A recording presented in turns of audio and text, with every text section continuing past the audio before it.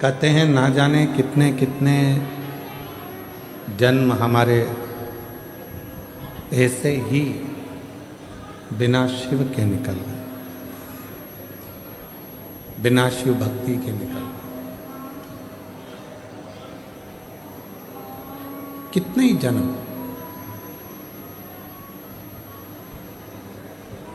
उन जन्मों में हम भगवान की अविरल भक्ति को प्राप्त नहीं कर सके। शायद अगर उन जन्म में हम भगवान शंकर की अविरल भक्ति को प्राप्त कर लेते तो हमारा जो जन्म और मरण का जो चक्र है उस चक्र से हम छूट गए होते।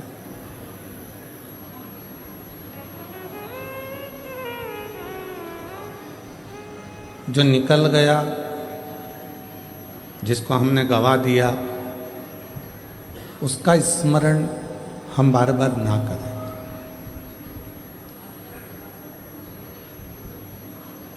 जो चले गया उसको क्या याद करें। बचपन गया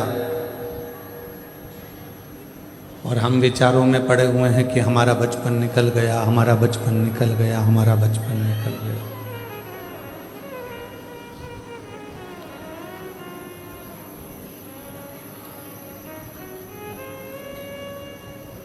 जवानी चली गई किसी किसी की, हम उसी स्मरण में डूबे हुए हैं कि हमारी जवानी चली गई, युवान अवस्था हमारी चली गई।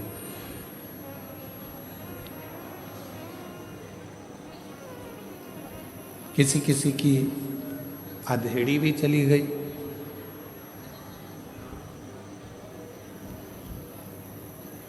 अब बुढ़ापा आया है तो बुढ़ापे में विचार आ रहा है कि मेरा बचपन, जवानी, अधेड़ी सब चली गई।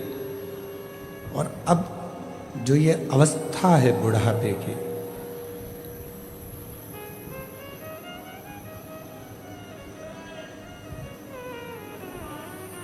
इस बुढ़ापे की अवस्था में अब कोई अपना नहीं होता।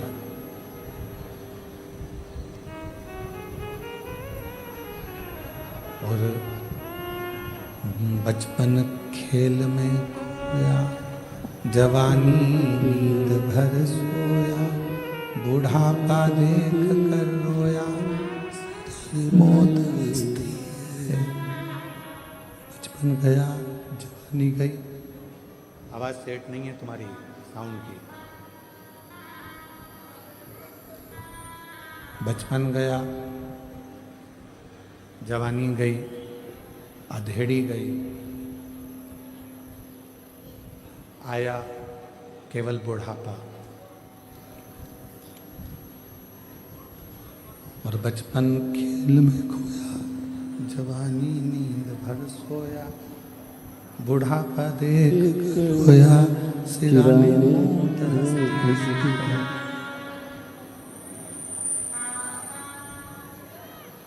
बचपन, इसको सेट करिए, गला खींच रहा है, गला फट। जवानी, अधेड़ी और बुढ़ापा, ये चार अलग अलग अवस्था है।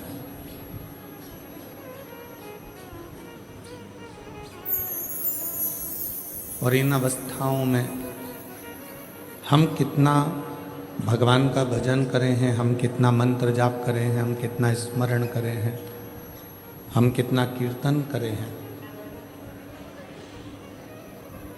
शिव महापुराण में एक बात और अच्छी बताई कि मान लो हम यदि भगवत नाम कीर्तन ना कर पाए, हम भगवत भजन ना कर पाए, हम स्मरण ना कर पाए, हम मंत्र जाप ना कर पाए,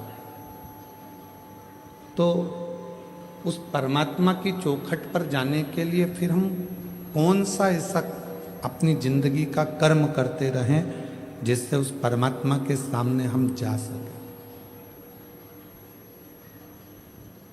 उस परमात्मा के सामने हम पहुंच सकें। साउंड कान में चुभने वाला हो रहा है, इसको मिठास डालिए। वाणी खींच कर बोलना पड़ रहा है। बोल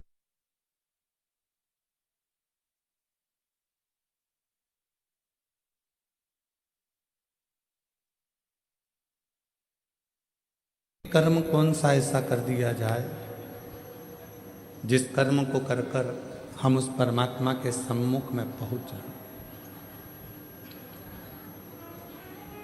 हम परमात्मा के सामने पहुंच जाए।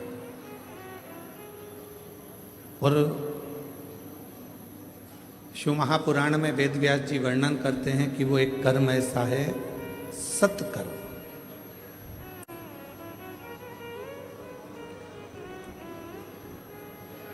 कोई साधारण व्यक्ति है, उसको शिक्षा की जरूरत है। आपके पास अगर भगवान ने धन दिया है तो उसको अच्छी शिक्षा दीजिए।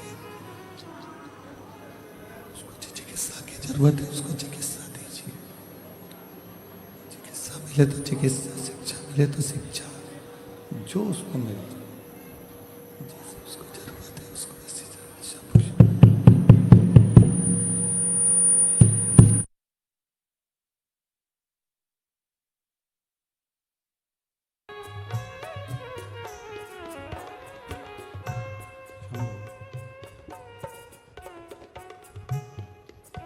कई लोग कह देते हैं कि बहन बेटी को दिया तो दान दिया। शिव महापुराण की कथा कहती है बहन बेटी को दिया वो दान नहीं है, वो उसका हक है।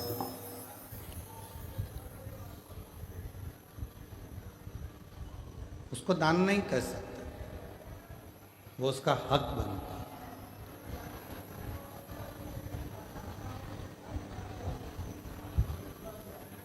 कोई कहता है कि हमने हमारे परिवार के व्यक्ति को दिया, दान दिया, वो दान नहीं कहलाता। दान की परिभाषा किसको कही गई कि परिवार के अंदर कोई दूसरा व्यक्ति है, मान लो कोई रिश्तेदार है और उसका बच्चा पढ़ना चाहता है, शिक्षा अध्ययन करना चाहता है, उसको चिकित्सा की जरूरत है, आपने उसके लिए कोई सहयोग करा, वो दान की गिनती में कहना, उसको दान कहा जाएगा कि वो दान। अब ऐसे तो लोग कह देते हैं कि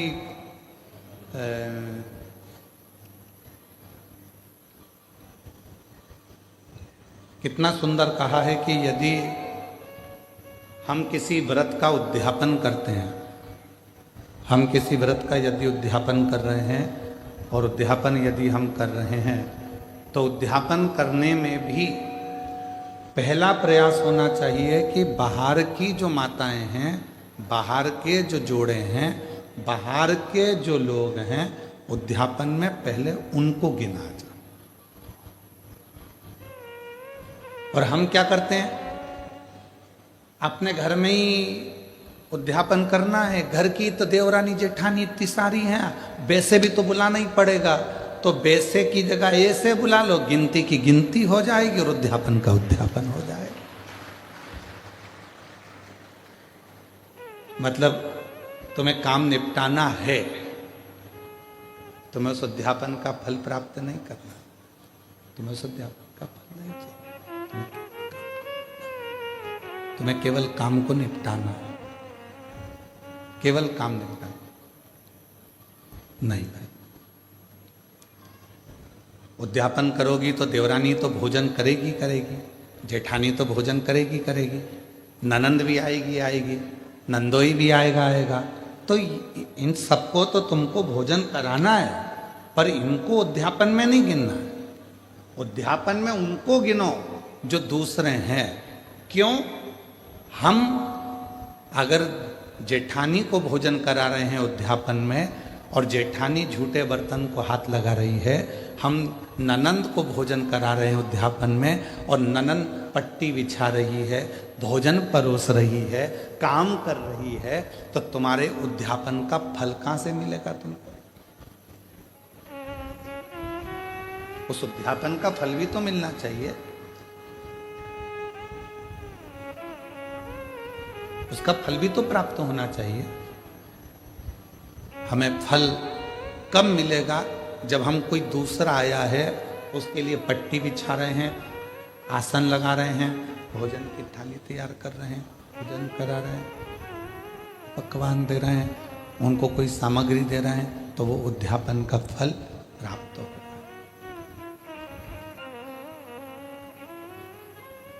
वो लेकर गया, यहाँ से थोड़ा आपने कुछ दिया, उसको कलश दे दिया, तुमने कोई सुहाग की सामग्री दे दी, कोई चूड़ी दे दी, कोई बिछुड़ी दे दी, कोई ब्लाउज पीस दिया, कोई तुमने उसको साड़ी दी या कोई सामान दिया, तो वो लेकर गए, वो लेकर पहुंचा, तो वो उद्यापन है। अब तुमको मालूम है कि अगर मैं उद्यापन करूंगी तो मुझे ननंद को तो बुलाना पड़ेगा, मम्मी नहीं मानेंगी। तुमको मालूम है कि मैं उद्यापन करूंगी तो मुझे जेठानी को तो बुलाना ही पड़ेगा, देवरानी को तो बुलाना ही पड़ेगा, जेठानी को बुलाना ही पड़ेगा, मानेंगे नहीं घर के लोग। तो क्यों ना उनको भी उद्यापन में जोड़े में गिन लूं, और तुमने उनको भी उद्यापन के जोड़े में गिन लिया और विचार करा, मेरे 16 जोड़े पूरे हो गए, मेरे 16 सोमवार का उद्यापन हो गया, अब भगवान शंकर मुझे फल देंगे। शंकर जी सोचे, जितनी चतुर तू है उससे चौगना चतुर मैं हूं।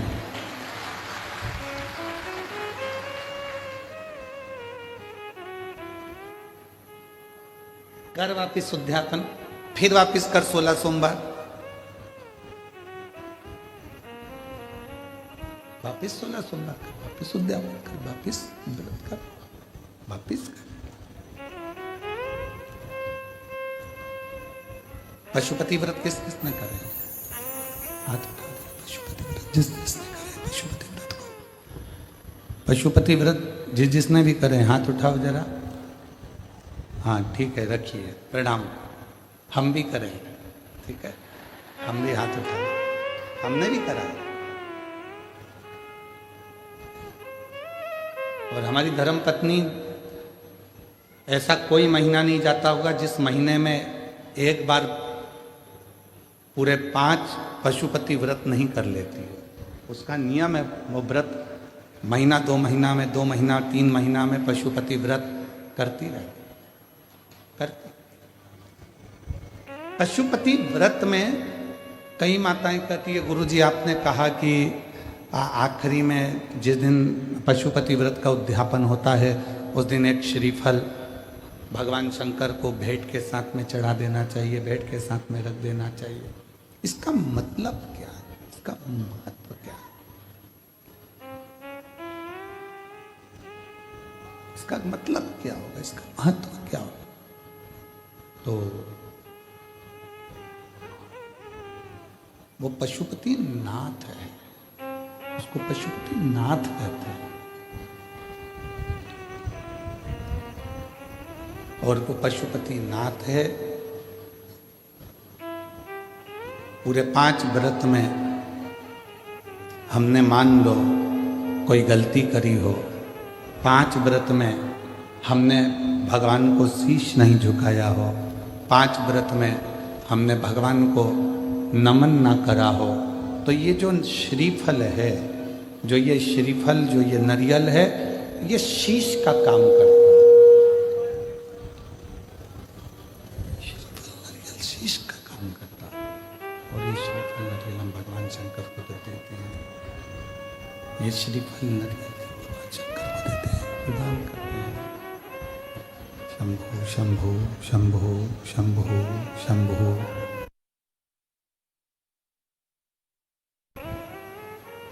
ये नारियल शीश का काम करता है। हे प्रभु, हो सकता है कि मैंने अपना शीश आपके चरणों में नहीं नवाया हो सकता है जैसे गलती हो गई, हो सकता है मैंने गलती करी, मैं आपके चरणों में शीश नवा सकी, इसलिए मैंने ये शीश रूपी नारियल, मैंने ये अपना मस्तक, शंभो शंभो, मैंने अपना ये मस्तक, अपना ये शीश आपके चरणों को नमन करने के लिए दिया।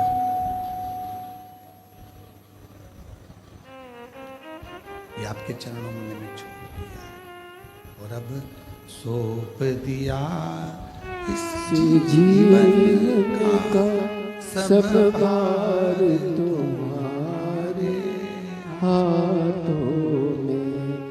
अब सौंप दिया इस जीवन का सब भार तुम्हारे हाथों में है।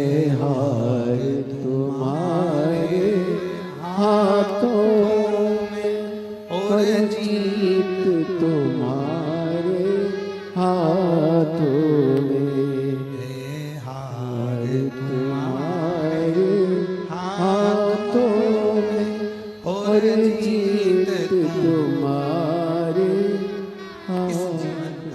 भार हमने परमात्मा के चरणों में सौंप दिया।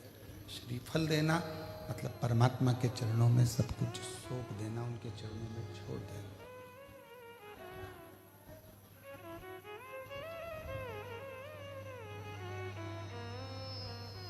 ये जितना कई लोग कहते हैं गुरुजी, गुरुदेव हम, आप कहते हो कि पूर्व समय का हमारे कर्म का भोग हमको इस जन्म में आकर भोगना पड़ता है, हमारे पूर्व का कर्म का दंड हमको इस जन्म में भोगना पड़ता है। हाँ, भोगना तो पड़ता है।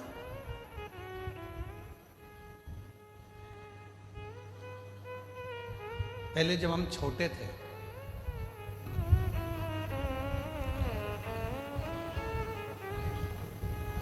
बहुत ज्यादा छोटे थे तो नवरात्रि में कन्या भोजन करने जाती थी तो उनके साथ हम लंगूर भी जाते थे।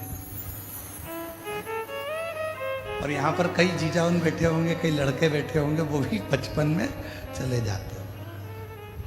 भले वो नहीं कह रहे तो क्या हुआ, पर हम तो कह रहे हैं ना, हमारी कथा तो हमको सुनाने में क्या दिक्कत है। उनको शर्म आती होगी कि हमने क्या कन्या भोज में कन्या के साथ बैठकर भोजन कर, हमने तो किया। पर जिन जिन के यहाँ भोजन करने जाते थे वो आंटी इतनी चतुर होती थी ना,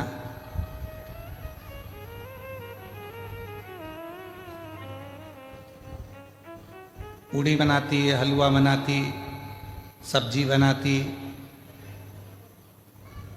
अब उस समय पर हमें भी 3-4 घर में भोजन करने जाना पड़ता, तो कई घर ऐसे थे कि जहां पर हम भोजन नहीं कर पाते तो वो क्या करती, बेटा जितना खाना उतना खाना, बाकी का बांध के ले जा। वो आंटी इतनी चतुर थी कि हमें जितना खाना होता था उतना खा लेते थे और बाद में वो आंटी ऐसे पूरा पत्तल की ऐसी घड़ी बना के उसमें पूड़ी सब्जी सब रख के और हमको दे देती थी, और साथ में विदा में एक केला भी दे देती थी और हम चले जाते।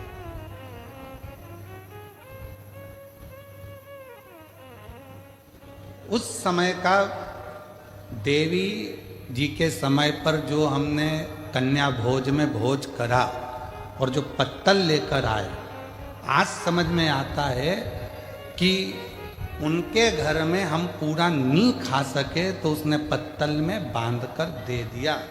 उसी तरह ऊपर भी हमारा कर्म का दंड हम पूर्व जन्म का नहीं भोग सके तो उसने हमारे जन्म के साथ पत्तल में बांधकर अभी दे दिया।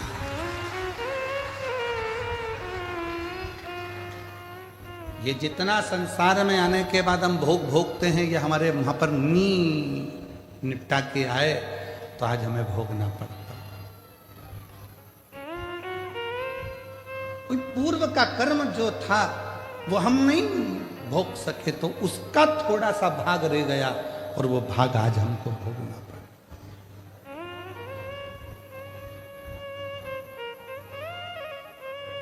और कोई पिछले जन्म के अच्छे कर्म मुझे बाबा तेरा साथ मिला। हम पिछले जन्म के कर्मों का भोग भोगते भोगते भोगते भोगते इस जन्म का भी भोग भोग रहे हैं। और कोई हमारे पूर्व में हमने कोई पुण्य करा होगा, मेरी जीजियों ने, मेरे जीजाओं ने, मेरी बेटियों ने, बेटाओं ने, मेरे बुजुर्ग माँ बाप ने कोई पुण्य करा होगा, उस पुण्य का फल ये मिला कि बड़ौदा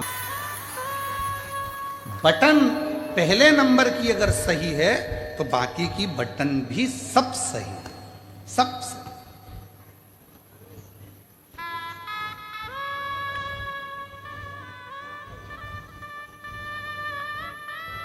दर्जी जब कपड़े सिलता है, आप लोगों की शर्ट बनाता है, तो दर्जी कितना चतुर होता है जरा विचार करिएगा कि वो दर्जी जेब लगाता है ना तो लेफ्ट में लगाता है। कहाँ लगाता है? लेफ्ट, उल्टी साइड, क्योंकि उसको मालूम है हार्ट इधर ही है, दिल इधर ही है। उसने जेब क्यों लगाई? किसी दर्जी से पूछना कि ये जेब क्यों लगाई तूने? तो कहा पैसा रखना है तो नीचे की जेब में रखना, मोबाइल रखना है तो नीचे की जेब में रखना, और अगर कभी जिंदगी में भगवान का प्रसाद मिल जाए, बेलपत्र मिल जाए, तो दिल के पास रखना, हार्ट के दिल के पास। इसलिए उसने जेब भी, एक दर्जी भी अगर जेब लगा रहा है शर्ट में तो उल्टी साइड पर लगा रहा है जहां हार्ट है, जहां दिल है, क्योंकि उसको मालूम है भगवान का प्रसाद जितना दिल के करीब में होता है उतना हार्ट आनंदमय रहता है।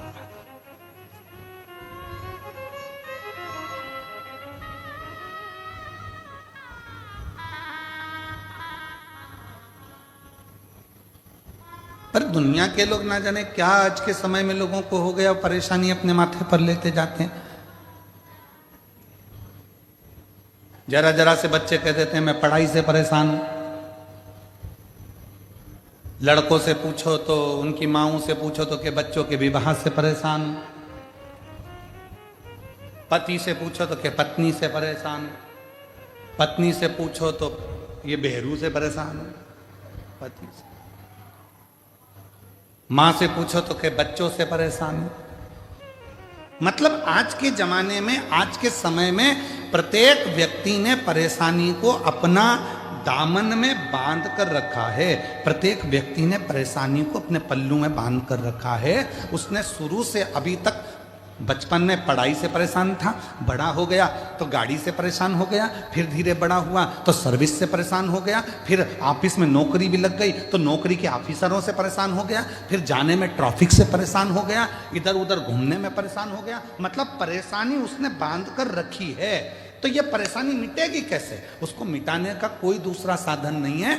आप खुश रहना प्रारंभ कर दो, प्रसन्न रहना प्रारंभ कर दो, और ये मन में मान लो जो शिव करेगा वो सब अच्छा करेगा, तो परेशानी अपने आप मिटती चली जाए।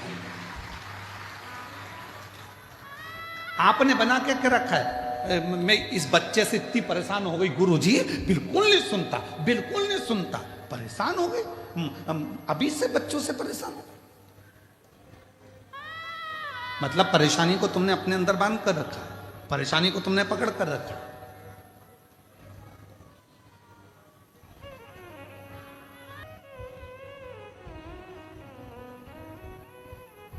वो कहते हैं ना, कभी चूके ना कोई, चूके ना कोई, चूके ना कोई, चूके ना कोई, चूके ना कोई तेरा काम रे, भजले गौरापति को, चूके ना कोई तेरा काम रे, भजले गौरापति। कब चूके ना कोई तेरा काम रे, भजले गौरापति को, चूके ना कोई तेरा काम रे, भजले गौरापति को। गौरापति को भजले, गौरापति को, गौरापति को भजले गौरापति को, गौरापति को भजले गौरापति को, गौरापति को भजले गौरापति को। कबौ चूके ना, कबौ चूके ना, कबौ चूके ना, कबौ चूके ना, कबौ चूके ना कोई तेरा काम रे, भजले गौरापति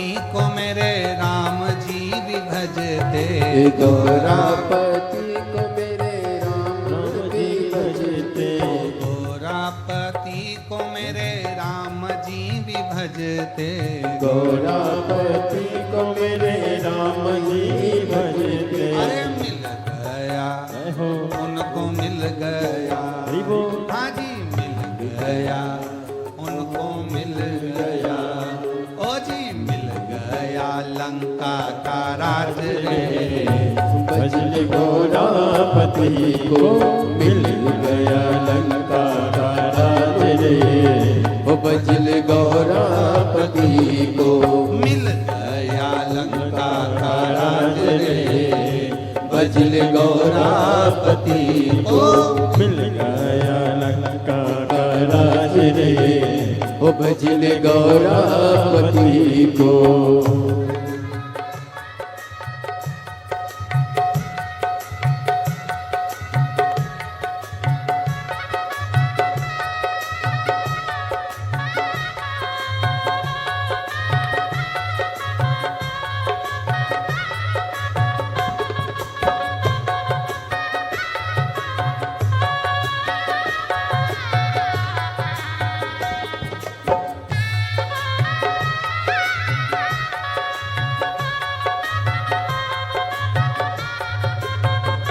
जय हो।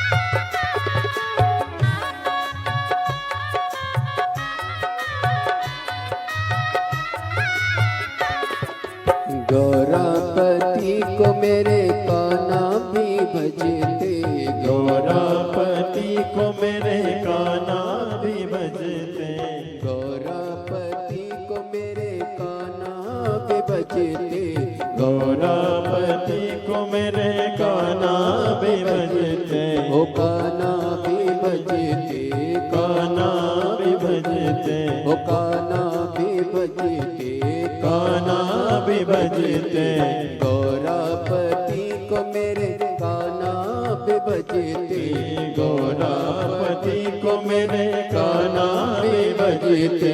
मिल गया हो ओ मिल गया, मिल गया ओ मिल गया, अरे मिल गया द्वारिका धाम रे, ओ भजल गौरापति को मिल गया द्वारिका धाम रे, ओ भजल गौरापति को मिल गया द्वारिका धाम रे, ओ भजल गौरापति को।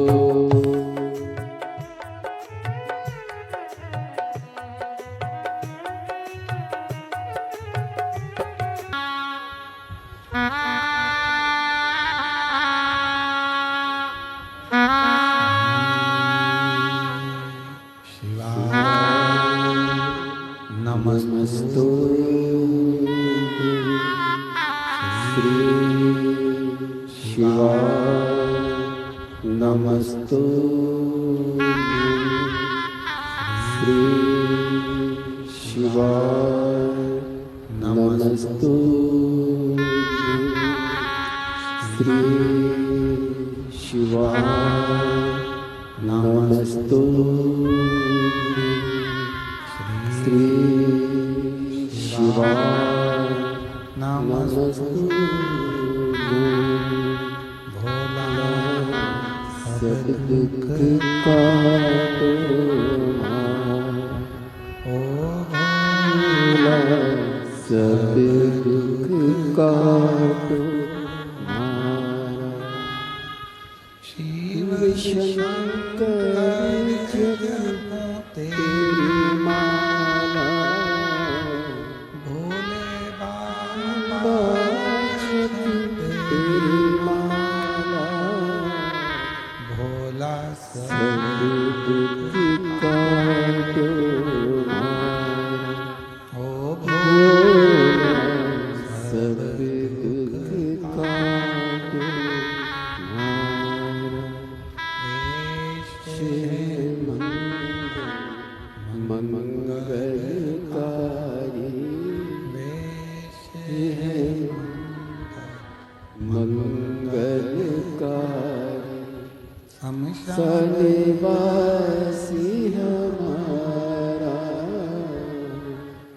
शमशान वासी ओ भोला सब दुख काटो मारा ओ भोला सब दुख काटो मारा।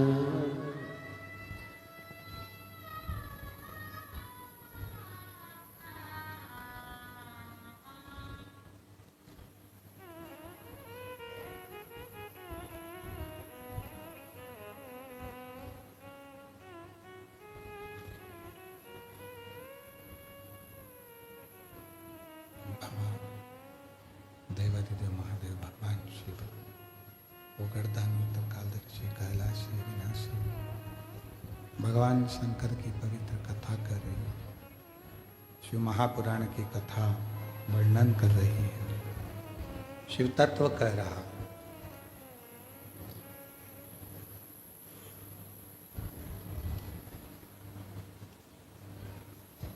विश्वास के साथ में मां पार्वती जी ने शिव की साधना करी।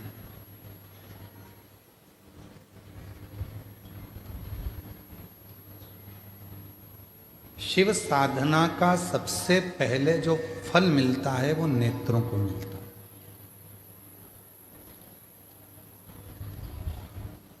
शिव साधना का सबसे पहले अगर कोई फल मिलेगा तो वो नेत्रों को मिलेगा।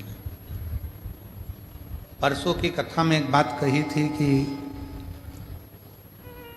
कोई अच्छा कार्य जब होने वाला होता है तो तुम्हारे नेत्रों में स्वप्न में शिवजी खुद शिवलिंग के रूप में दर्शन देते हैं या कथा के रूप में दर्शन देकर तुम्हारे कार्य को सफल करना प्रारंभ कर देते हैं। शिव साधना का, शिव आराधना का, शिव भक्ति का, शिव भजन का, शिव स्मरण का, एक लोटे जल का फल सबसे पहले नेत्रों को प्राप्त होता है। नेत्र इसीलिए शिव महापुराण की कथा कहती है जो शिव के सच्चे भक्त होते हैं, भगवान शंकर के जो उपासक होते हैं, शिव की साधना करने वाले, शंकर की आराधना करने वाले, शिव का स्मरण करने वाले, शिव नाम जपने वाले, भगवान शंकर की भक्ति करने वाले, जरूरी नहीं कि ये हमारे ऊपर हाथ रखेंगे तो ही हमारा कल्याण होगा। जो शिव को मानने वाला होता है, शिव का जो साधक होता है, शंकर की भक्ति करने वाला जो होता है, शिव के रस तत्व में जो डूबने वाला होता है, केवल वो एक बार अपने नेत्रों से हमको देख भी ले तो भी जगत का कल्याण निश्चित हो जाता है। जीव का कल्याण निश्चित हो, तो जीव का कल्याण निश्चित हो।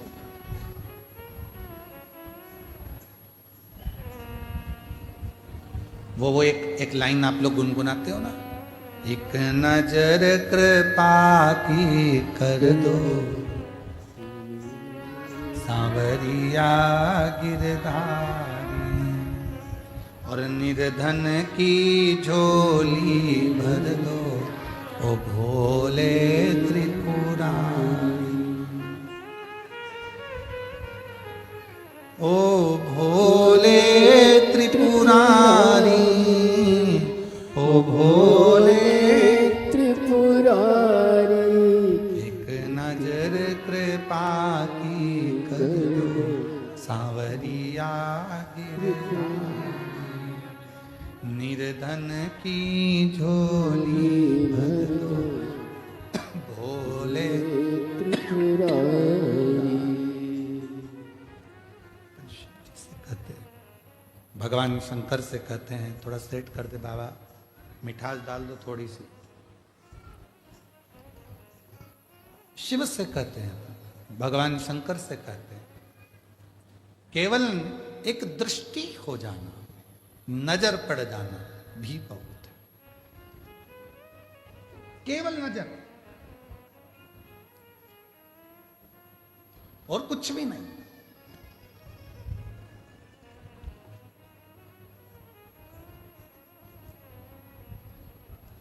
आपको मालूम है भगवान शंकर, भगवान नारायण ने एक अवतार मत्स्य अवतार लिया।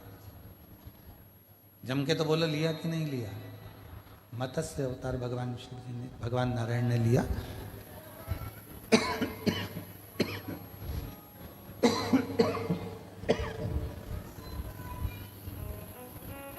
भगवान नारायण ने मत्स्य अवतार लिया और कभी आपने विचार करा कि मत्स्य अवतार भगवान नारायण ने क्यों धारण किया?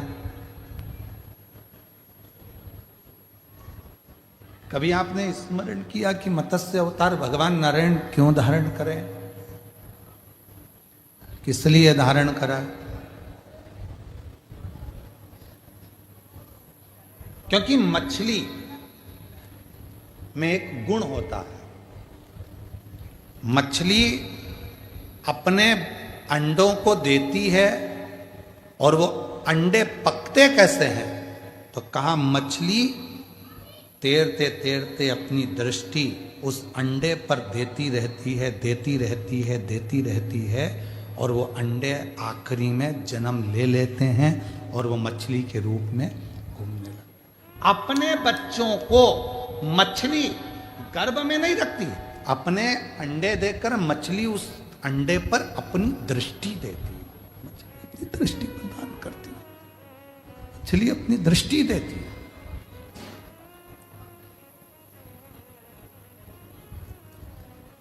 वो मछली अपनी दृष्टि दे रही होती है, उन अंडों पर मछली की दृष्टि पड़ती है।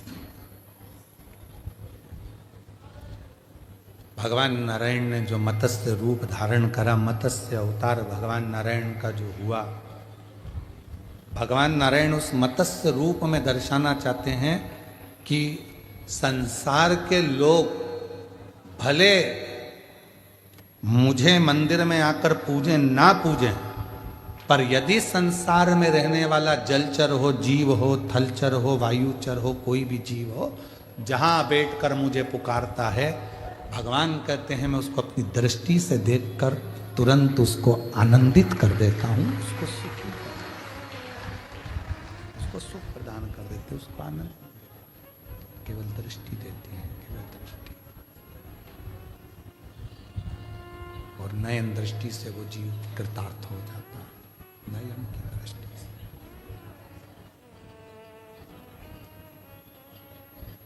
दृष्टि पड़ी और वो सिद्ध हो गया, दृष्टि पड़ी और वो कृतार्थ हो गया। दृष्टि पड़ते से उसको सुख का महसूस होने लगा, केवल दृष्टि। तो शिव महापुराण की कथा में वर्णन आता है कि भगवान शंकर शिव साधना का जो सर्वप्रथम फल है वो नेत्रों को प्राप्त हो। इसलिए जो श्री शिवाय नमस्तुभ्यम जपता है, पंचाक्षर मंत्र नमः शिवाय जपता है, या षडाक्षर मंत्र ओम नमः शिवाय जपता है, या शिवजी के मंदिर में जाकर एक लोटा जल चढ़ाता है, श्री शिवाय नमस्तुभ्यम का उच्चारण जो दिन भर में कम से कम 11 बार 21 बार भी अपनी जिह्वा से कर लेता है, तो कहा उसके नेत्र सिद्ध होते चले जाते हैं, उसकी दृष्टि पड़ने से भी जीव का कल्याण हो जाए। मात्र दृष्टि। आप लोगों में से कितने लोग हैं जिनके दरवाजे पर श्री शिवाय नमस्तुभ्यम लिखा है? बहुत बढ़िया, रखना चाहिए। हमने पहले भी कथा में कहा, अपने घर के दरवाजे पर श्री शिवाय नमस्तुभ्यम की पट्टी चिपका दो, लगा दो, अंदर भी बाहर भी चिपकाओ, जिससे कोई आया है तो दरवाजा खुले उससे पहले वो दरवाजे पर पढ़ ले श्री शिवाय नमस्तुभ्यम। और जानते समय दरवाजा बंद है उस पर भी आपकी एक पट्टी चिपकाओ, जिससे जो व्यक्ति निकल कर जाएगा दरवाजा खोलने से पहले श्री शिवाय नमस्तुभ्यम पढ़ेगा और पढ़ने के बाद घर से निकल कर जाएगा। क्यों? अगर जिंदगी में कोई अड़चन, कोई दुख, कोई परेशानी, कोई कष्ट भी अगर आ रहा होगा तो मंत्र के उच्चारण से वो समाप्त हो जाएगा। श्री शिवाय नमस्तुभ्यम का मतलब है शिव जी को मैं नमस्कार करता हूं, प्रणाम करता हूं, और शीश झुकाता हूं, नमन करता हूं। नमः शिवाय का मतलब भी यही है, मैं शिव को नमन करता हूं, प्रणाम करता हूं। भगवान ओम नमः शिवाय का मतलब भी यही है कि ब्रह्मांड के रचयिता भगवान शिव को मैं नमस्कार करता हूं, प्रणाम करता हूं। श्री शिवाय नमस्तुभ्यम का मतलब भी यही है, मैं शिव को नमस्कार करता हूं, प्रणाम करता हूं, नमन करता हूं, प्रणाम करता हूं, नमन करता हूं, नमस्कार। घर से निकलो तो शिव को नमस्कार करते हुए, और घर में प्रवेश कर रहे हो तो शिव को नमस्कार करो।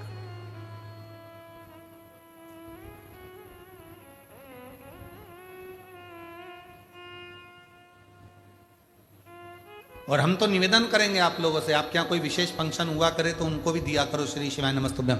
लगाओ, अपने दरवाजे पर जरूर लगाओ, अपने घर में जरूर लगाओ, जिससे सबका कल्याण। सर्वे भवन्तु सुखी।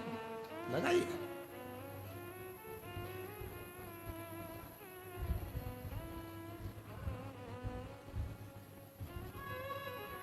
उसका फल मिल, एक पत्र है, अच्छा है।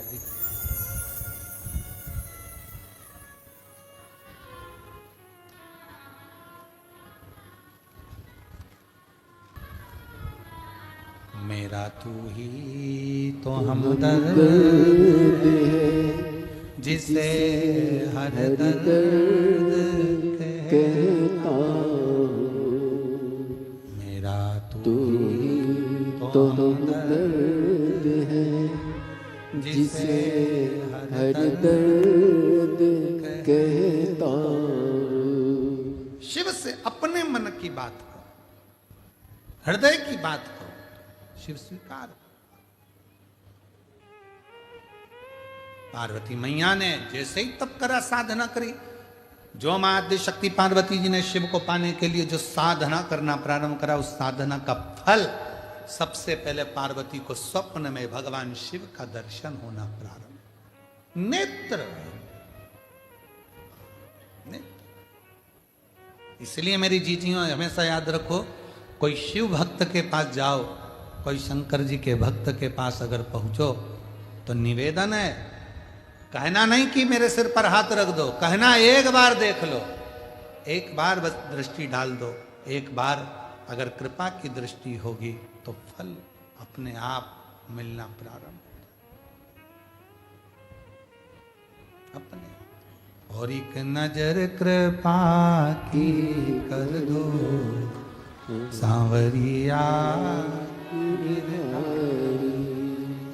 निर्धन की झोली भर दो, ओ भोले त्रिपुरारी, ओ भोले त्रिपुरारी, ओ भोले त्रिपुरारी, ओ भोले त्रिपुरारी।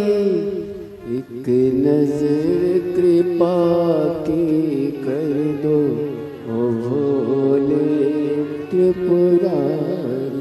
बाबा की एक दृष्टि, एक नजर, शिव भक्त की केवल दृष्टि बहुत बहुत कल्पना कर। पार्वती जी को स्वप्न दिखने लगा, स्वप्न।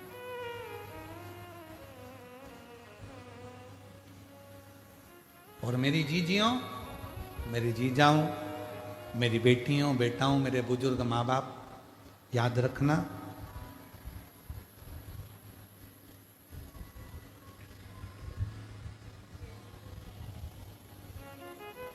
अपने आप को कभी गरीब भी मत समझना और अपने आप को कभी कमजोर भी मत समझना। ना गरीब समझो, ना अपने आप को कमजोर समझो। पार्वती जी की सहेलियों ने कह दिया था शिव नहीं मिलेंगे, तुम आ जरूर गई हो अपने घर से, पर शंकर कभी तुम्हें अपनाएंगे नहीं, शिव नहीं मिलेंगे। पार्वती जी, अगर विश्वास पक्का है तो शिव मिलेंगे जी, अगर भरोसा पक्का है तो भगवान देवाधिदेव महादेव मिलेंगे जी। अगर विश्वास पक्का है तो शंकर मुझे अपनाएंगे, अगर विश्वास पक्का है तो शिव मुझे अपना बनाएंगे, ये निश्चित है। फिर सखी ने कहा, सहेली बोली, ऐसे तो कहीं कितने हैं जो शिव जी को दिन रात पुकारते रहते हैं, पर शंकर भगवान उनको मिलते ही नहीं। पार्वती जी कहती है वो और होंगे, उनका मैं पक्का नहीं कह सकती, पर मेरा पक्का कहती हूँ कि मेरा भरोसा, मेरा विश्वास दृढ़ है।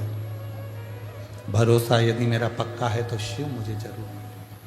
पार्वती जी ने जो तप साधना प्रारंभ करी तो देव अधिदेव महादेव का सबसे पहले पार्वती जी को स्वप्न में दर्शन, सबसे पहले स्वप्न में दर्शन। और हमने पहले भी कथा में कहा है, आप सभी को आज फिर कहते हैं,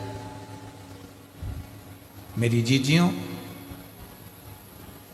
तुम्हारा काम ना चल रहा हो, व्यापार ना चल रहा हो, बहुत कर्जे में लदालूम हो गए हो, बहुत तकलीफ की जिंदगी चल रही है, ना मान मिल रहा है, ना सम्मान मिल रहा है, ना आदर मिल रहा है, ना ही कोई कदर करता है, और ना ही जगह जगह की ठोकर खा खा कर थक गए हो, तो निवेदन है,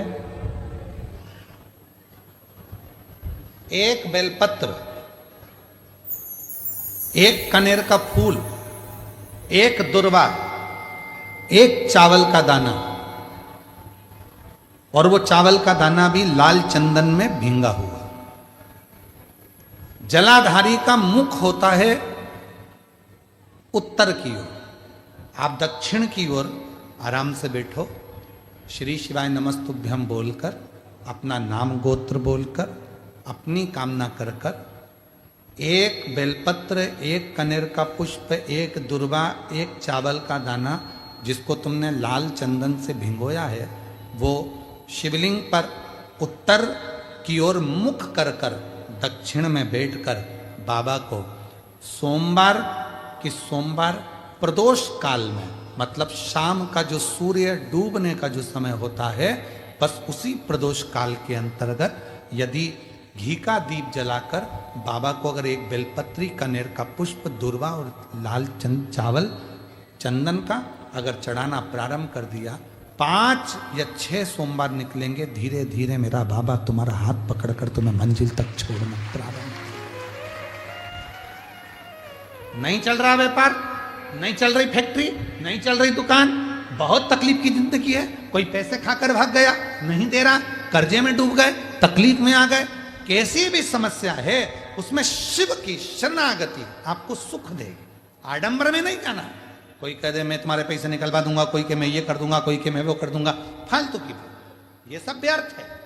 अपन ने किसी को पैसा दिया है तो अपना पैसा अपने को लाना पड़ेगा, कर्जा अपन ने किया है तो उस कर्जे को भी अपने को ही भरना पड़ेगा, तो मेहनत भी तुम्हें खुद करना पड़ेगा, जल भी तुम्हें खुद चढ़ाना पड़ेगा।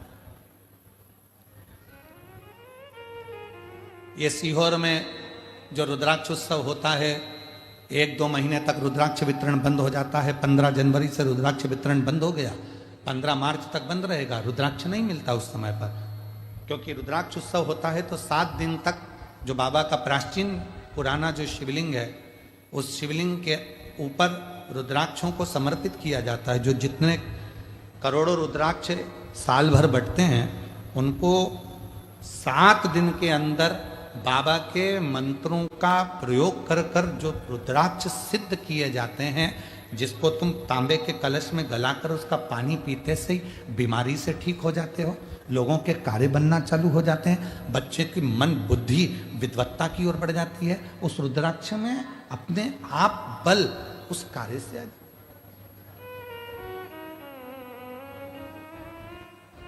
बाबा का जो प्राचीन शिवलिंग है उसका दर्शन तो फिर आप लोगों को नहीं होता है, पर जो अंदर बाबा का जो प्राचीन भाव है उस पर उस जहाँ हम लोग दीपावली के दूसरे दिन जो खजाना बंटता है वहाँ वो वहीं चढ़कर वहीं का खजाना दिया, वहीं का खजाना चढ़कर फिर दिया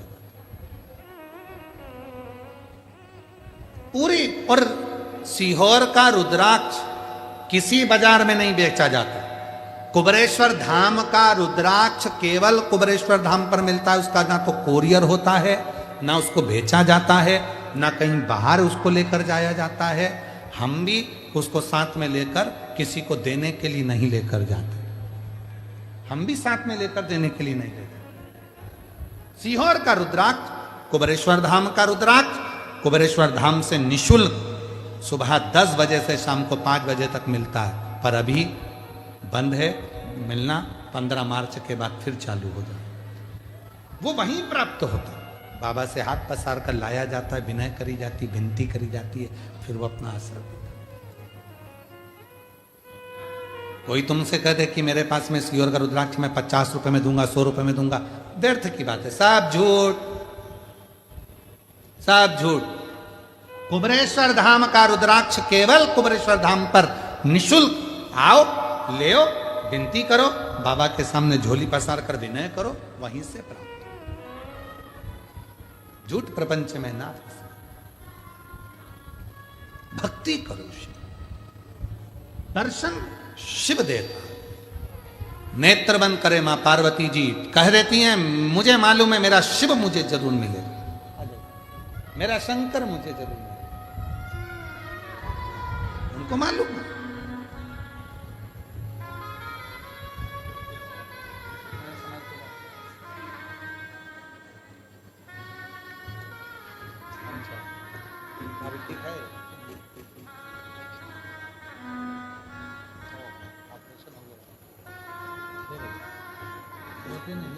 रोते नहीं है, आंसू पोछो, अच्छे अच्छे जाओ, खुश होकर,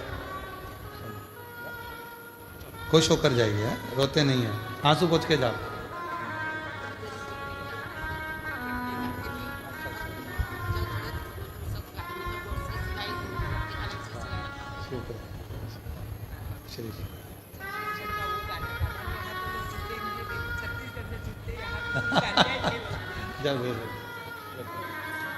भोले आपकी कृपा से सब काम हो रहा। 14 वर्ष के बाद हुआ है, एक बार जोरदार ताली बजाकर स्वागत करें। साधु शंभु शंभु शंभु करते हो भोले बाबा, मेरा नाम हो रहा है। करते हो भोले बाबा, मेरा नाम हो रहा। पार्वती जी को भोलेनाथ जी ने स्वप्न में दर्शन दिया और बाबा ने पार्वती जी को अपना बना लिया। आता है, दर्शन देता है। आप जिस विश्वास के साथ उसको श्रवण करते हो, उस विश्वास के साथ मेरा भोलेनाथ तुम्हारे पास पहुंचता है। आप लाखों की संख्या में आए हो शिव महापुराण की कथा को सुनने के लिए।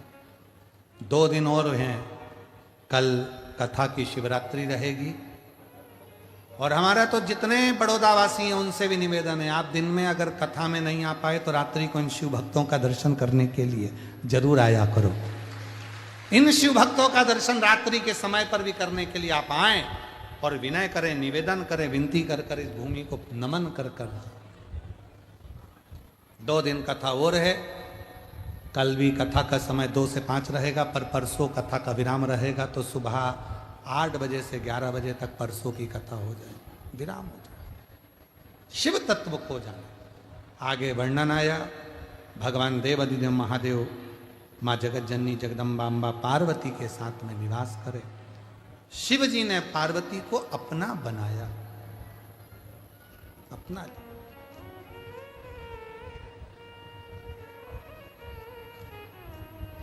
और जब शिव महापुराण की कथा कहती है कि विश्वास दृढ़ हो जाता है, विश्वास जब दृढ़ हो जाता है, भरोसा जब बहुत प्रबल हो जाता है, तब शिव उस जीव को छोड़ते नहीं है, उसको अपना बना लेते। फिर छोड़ेंगे, उसको अपना लिया। मां जगत जननी पार्वती को शिव जी ने अपना लिया, छोड़ा नहीं है। माँ जगत जननी पार्वती जी जैसे ही भगवान शंकर की आराधना में लीन होती हैं और भगवान शंकर पार्वती जी को अपना बना लेते और उन्हीं पार्वती जी को काशी का भ्रमण कराते कराते अशोक वृक्ष की साक्षी में और वो पार्वती जी को जब अकेला छोड़कर शिव जाते हैं किसी कार्य के लिए तो पार्वती जी अशोक सुंदरी को प्राप्त कर लेते। भगवान देवाधिदेव महादेव माँ अशोक सुंदरी पार्वती जी पधार रहे हैं, जोरदार ताली बजाकर स्वागत करिए अशोक सुंदरी का, भगवान देवाधिदेव महादेव का, माँ पार्वती जोरदार ताली बजाकर स्वागत करिए शिव भगवान शिव की सविरल आनंदमय स्वरूप का। ध्यान दीजिएगा,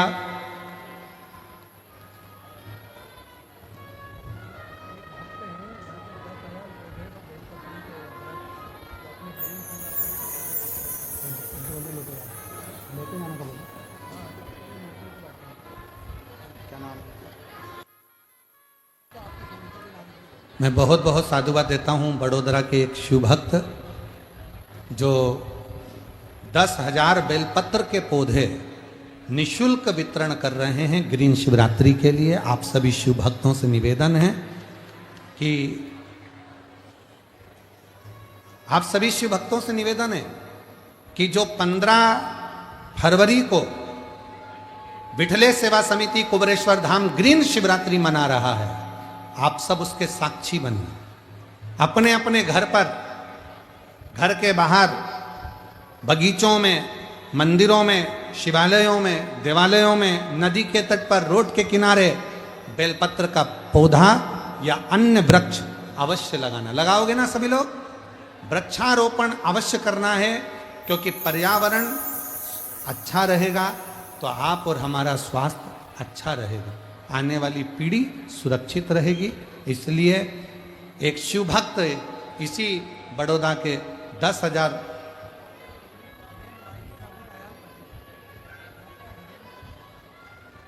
डॉक्टर हितेंद्र भाई प्रभुदास जी पटेल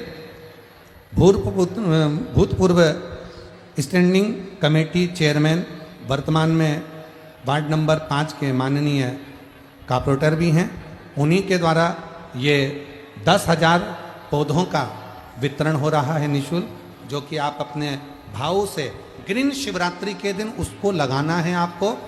और ग्रीन शिवरात्रि के दिन अपना वो पौधा लगाकर अपना फोटो हमारे समिति की ओर अवश्य भेजिएगा, उसका नंबर भी हम देंगे और आस्था चैनल पर भी वो फोटो अवश्य चलाया जाएगा। हर हर महादेव। आरती का क्रम प्रारंभ होगा, भाव से आप और हम आरती की ओर आगे बढ़ें।